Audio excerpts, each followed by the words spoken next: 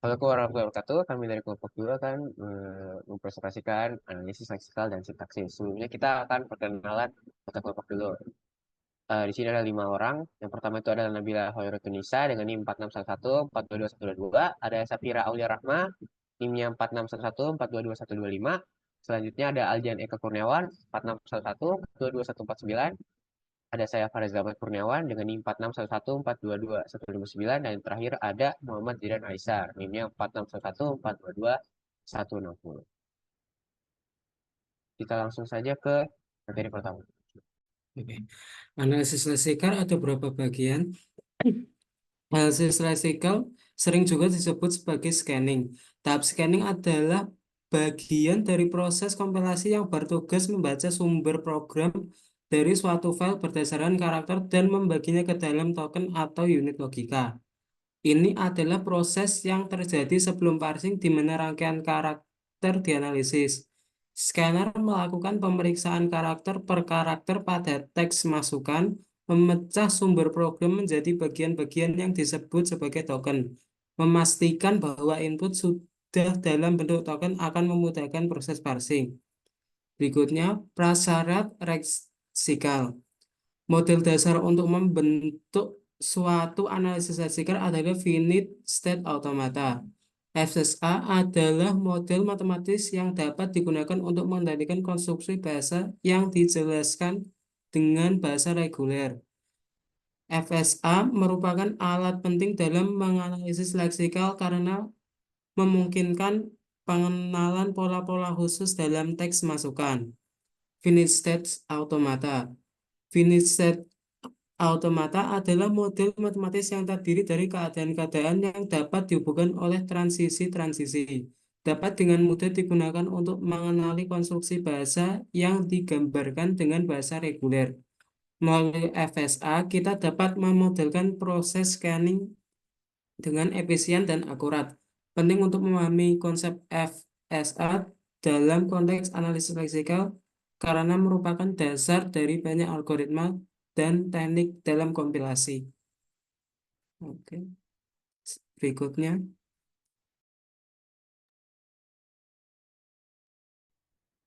Berikutnya yaitu ada besaran leksikal atau disebut token dalam program. Dibagi menjadi 4 bagian, yaitu ada identifier, kata kunci yang sudah tersedia dalam program, contohnya if, else, then, print, button, begin, dan end. Yang kedua ada konstanta atau literal, yaitu nilai tetap yang tidak dapat berubah, contohnya jika kita mendeklarasikan A sama dengan 17. Selanjutnya operator berupa operator aritmatika dan operator logika. Contohnya seperti asterisk, slash, plus, min, kurung lebih dari, sama dengan kurang kurang dari. Selanjutnya itu ada delimiter sebagai bahasa dalam program. Contohnya ada kurung buka, kurung tutup, kurung berawal, semikolon, titik dua, spasi, dan enter.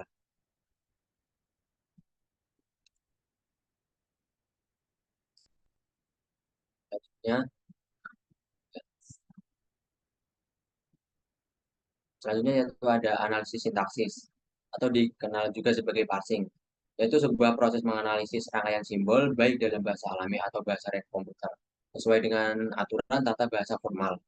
Bertujuan untuk membuat bawaan bahasa dari kode sumber yang diterapkan untuk NLP, mesin penerjemah, dan analisis teks. Kelebihannya yaitu mempermudah analisis semantik serta menghasilkan kode yang lebih efisien dan optimal. Tapi juga memiliki kekurangan meliputi kompleksitas, dapat menurunkan kinerja kompiler, dan tidak sanggup memproses semua bahasa.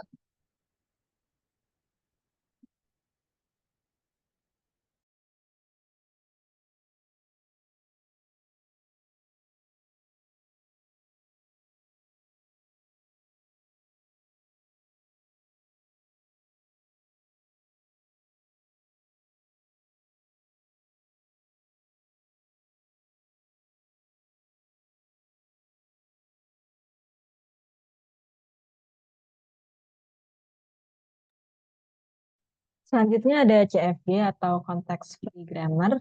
CFG ini adalah tata bahasa di mana setiap aturan produksi ada dalam bentuk A menghasilkan B, di mana A adalah pemproduksi dan B adalah hasil produksi. Dan seperti namanya, tata bahasa ini itu batasannya hanya ada di ruas kiri, yaitu sebuah simbol variabel, sedangkan pada ruas kanannya itu tidak ada batasannya. Selanjutnya, CFG ini merupakan suatu cara untuk menunjukkan bagaimana menghasilkan suatu untai-untai dalam suatu bahasa. Contohnya di sini ada 3. Yang pertama itu ada X menghasilkan BY atau ZA, kemudian Y yang menghasilkan AY atau B, dan Z menghasilkan B atau epsilon. Lanjut.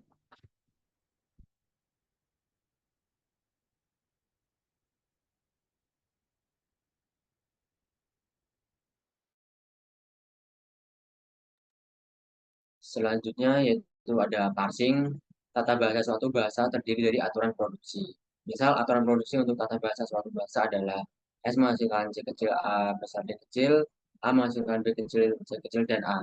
Dan string inputnya adalah C kecil A kecil D kecil. Nah, dalam gambar tersebut S menurunkan C kecil A besar D kecil dan A besar menurunkan B kecil C kecil yang dimana hasilnya tidak sesuai dengan string yang diinput. Nah, alhasil kita menggunakan aturan produksi A besar yang kedua yaitu menghasilkan A kecil sehingga memperoleh hasil yang sesuai.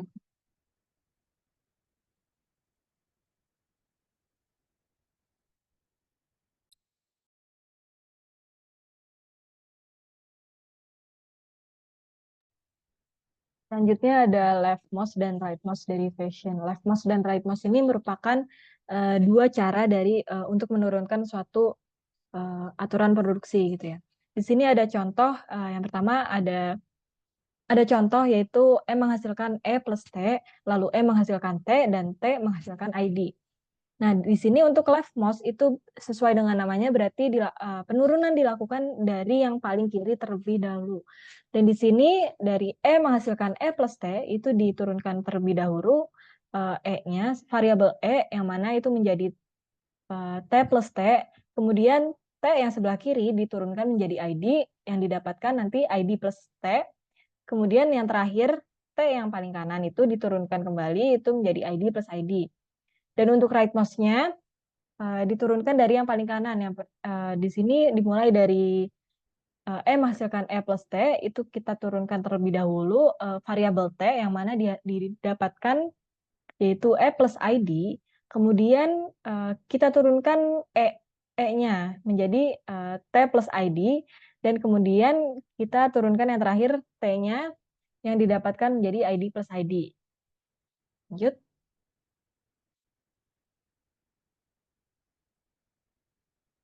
Kemudian ada ambiguitas. Nah, ambiguitas ini terjadi apabila terdapat lebih dari satu pastry yang berbeda untuk memperoleh suatu untai gitu. Misalnya di sini terdapat CFG S menghasilkan A atau B, dan A itu menghasilkan A kecil dan B juga menghasilkan A kecil.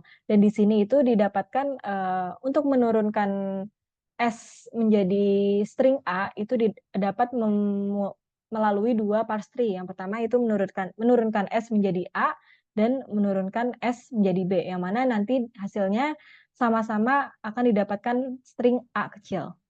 Lanjut.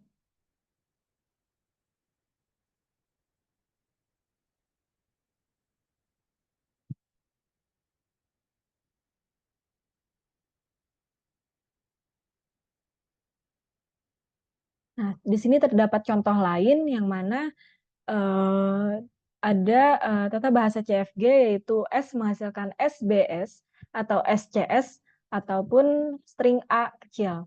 Nah, di sini kita dapat memperoleh string A, B, A, C, A itu dengan dua cara atau dengan dua parse tree. Yang pertama itu dengan menurunkan S menjadi SBS, dan juga kita juga dapat menghasilkan string yang tadi itu dengan menurunkan S menjadi SCS.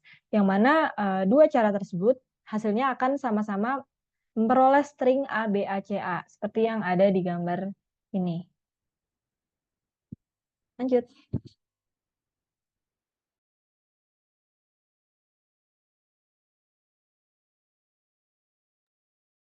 Selanjutnya itu ada rekursif pada CFG.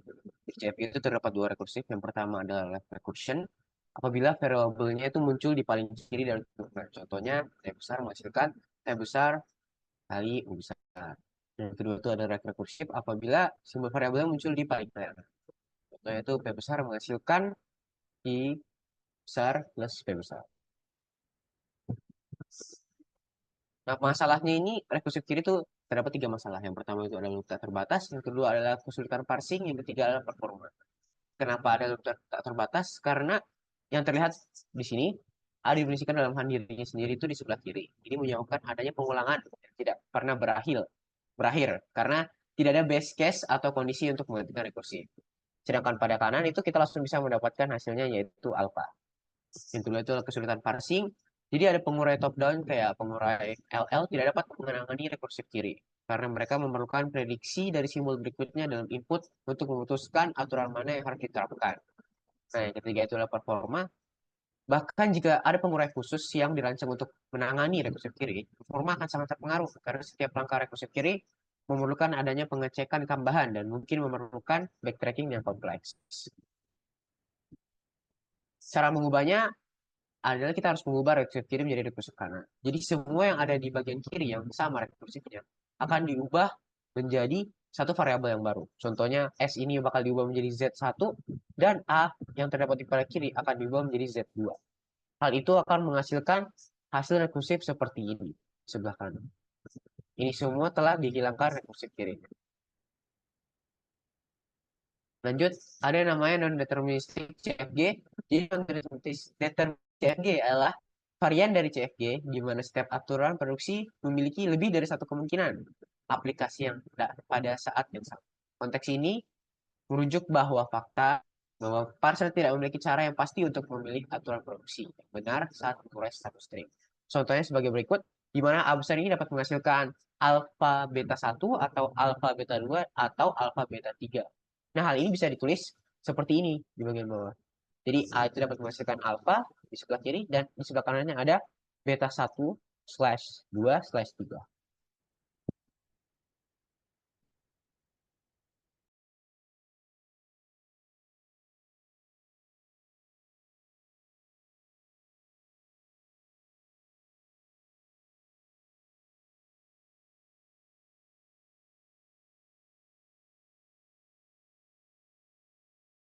Oke, kita juga harus namanya eliminasi non-deterministic CFG. Cara mengeliminasinya adalah apabila kita mendapatkan sebuah string A menghasilkan A kecil, A besar, B besar, atau A kecil, B besar, C kecil, atau A kecil, A besar, C kecil, caranya adalah kita akan membuat aturan produksi baru, di mana A kecil dapat menghasilkan, di mana A besar dapat menghasilkan A kecil, A aksen. Nah, A aksen ini menghasilkan dua variabel bagian belakang yang berbeda di tiap hasil produksinya. Jadi A aksen akan menghasilkan A besar B besar atau B besar C kecil atau A besar C kecil.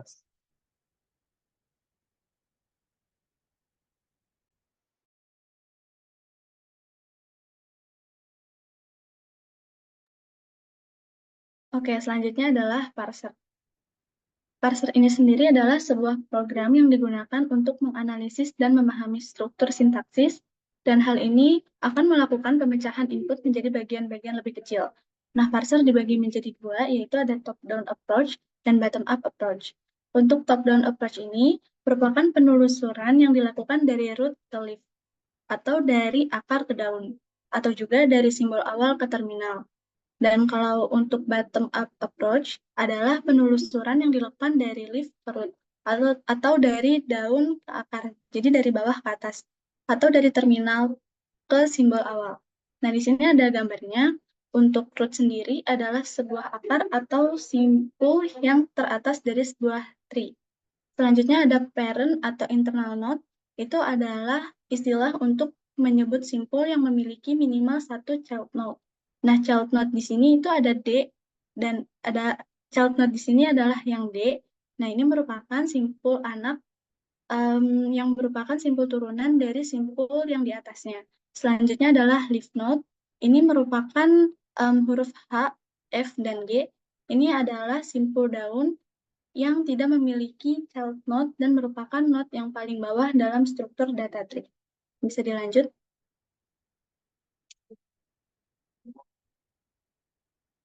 Dan di sini ada classification of parser. Jadi parser itu dibagi menjadi dua, ada top-down parser dan bottom-up parser.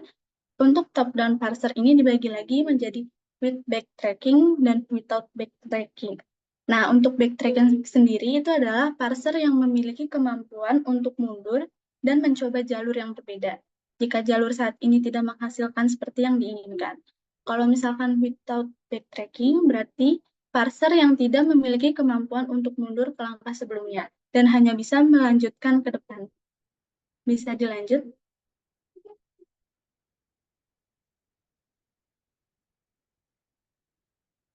Oke, di sini ada contoh dari top-down approach.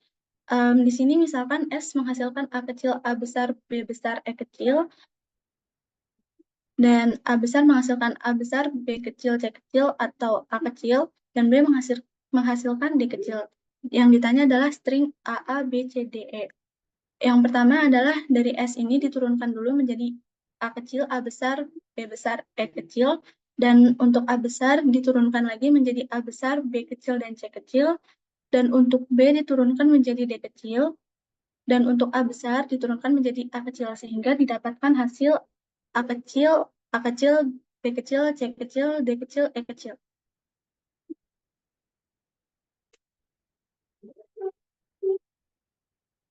Oke, selanjutnya adalah brute force. Nah, pengertiannya adalah merupakan kelas metode parsing yang menggunakan produksi alternatif jika ada ketika hasil penggunaan sebuah produksi tidak sesuai dengan simbol input. Nah, di sini ada contoh soal diberikan grammar sebagai berikut dan gunakan metode brute force untuk melakukan analisis sintaks terhadap kalimat X sama dengan ACCD. Dan brute force ini merupakan contoh dari backtracking. Mungkin bisa dilanjut. Oke, ini adalah contoh jawaban dari contoh soal yang tadi. Pertama adalah simbol S. Nah, simbol S ini diturunkan menjadi A kecil, A besar, D kecil, dan A ini diturunkan menjadi B kecil karena kita mengambil dari sebelah dari yang paling sebelah kiri. Jadi A besar diturunkan menjadi B kecil dan menghasilkan A, B, D, dan hal itu tidak sesuai dengan yang kita inginkan, maka kita mundur satu langkah. Berarti A diturunkan menjadi yang sebelahnya, yaitu C. Berarti A diturunkan menjadi C, dan hal tersebut juga masih tidak sesuai dengan yang kita inginkan. Maka mundur lagi selangkah lagi, sehingga S menghasilkan A kecil, B besar. Dan B besar ini menghasilkan C kecil, C kecil, D kecil, sehingga menghasilkan A, C, C, D. Dan itu sesuai dengan yang kita inginkan. Maka proses selesai.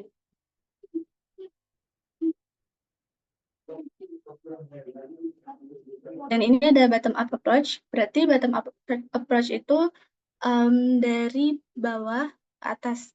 Sehingga kita mulai dulu dari A, A, B, C, D, E. Dan bisa dilihat hasilnya pada gambar berikut. Mungkin bisa dilanjut.